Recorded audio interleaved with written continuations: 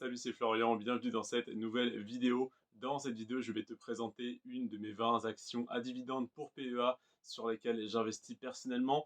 Aujourd'hui, je te présente l'action Crédit Agricole. Crédit Agricole qui, en 2022, est l'action à dividendes pour PEA qui a le meilleur rendement de mon portefeuille.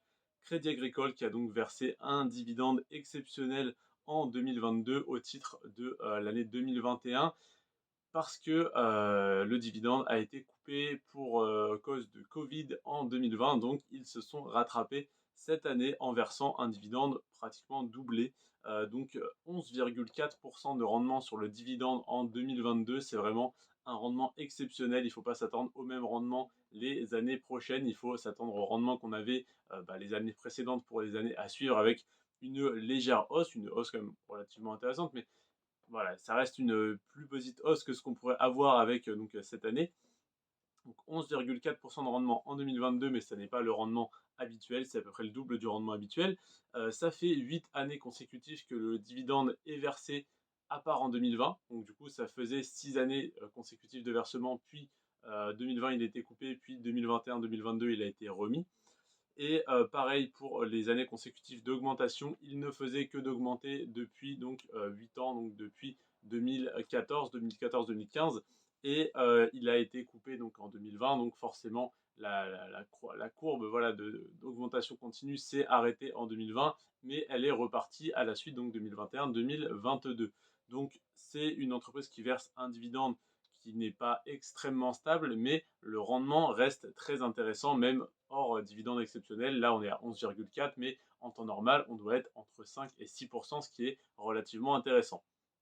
Au niveau du pourcentage d'augmentation du dividende annualisé sur 10 ans, on est à 13% d'augmentation par an en moyenne, mais malheureusement, ce chiffre est faussé. Pourquoi? Parce que c'est compté sur l'année 2000, les résultats de l'année 2021, donc sur le dividende versé en 2022. Donc forcément, on a une augmentation qui est estimée à 13% par an, sauf qu'en fait, c'est une augmentation bien plus lente qui a lieu, et cette année, le dividende qui est doublé, en fait, fait une moyenne beaucoup trop élevée par rapport à la réalité, donc on n'a pas concrètement 13% d'augmentation par an du dividende. Donc voilà, ça serait à recalculer sur le dividende de 2011 par rapport à 2011 par rapport à 2021 au titre de l'exercice 2020 du coup. Donc en tout cas voilà, on a une croissance qui est bien plus faible en réalité, mais là on tombe à 13%. Au niveau de la capitalisation, Crédit Agricole, c'est une moyenne capitalisation à 28 milliards d'euros. 28 milliards d'euros, ça reste raisonnable, mais en moyenne sur mon portefeuille, si on fait la moyenne des 20 actions, on obtient 65 milliards. Donc, c'est la capitalisation moyenne de mon portefeuille, c'est 65 milliards d'euros par action. Là, on est à 28 milliards, donc on est quand même bien en dessous. On est sur une moyenne capitalisation. Évidemment, j'ai quelques entreprises à 2-3 milliards de capitalisation, donc là c'est extrêmement bas. 28 milliards, ça reste tout à fait raisonnable et ça reste une grosse boîte très solide. Ensuite, on a donc 108% de croissance sur les 10 dernières années qui sont, d'après moi, justifiées par les résultats financiers parce que malgré ces 108% de croissance, donc ce cours d'action qui a plus que doublé en 10 ans, on a un PER qui est extrêmement bas. On a un PER de 6 pour Crédit Agricole, ce qui est tout à fait explicable, tout à fait logique étant donné le contexte inflationniste en France, étant donné donc l'euro qui se dévalue énormément par rapport aux autres monnaies, que ce soit par rapport au dollar ou par rapport au franc suisse. Donc 6 de PER, c'est extrêmement bas. Donc à la fois, c'est une très bonne nouvelle parce que ça montre que l'action est sous-évaluée, donc bon marché, donc très bonne opportunité à saisir. Cependant, attention, parce qu'on a quand même un PER très bas qui devrait nous mettre un petit peu les warnings, nous dire attention, là, les investisseurs fuient cette action, c'est qu'il y a sûrement une raison. Donc, est-ce que, d'après toi, le marché est efficient et est-ce que le PER de 6 est mérité ou est-ce que tout le monde a peur pour rien et le PER devrait être plus haut?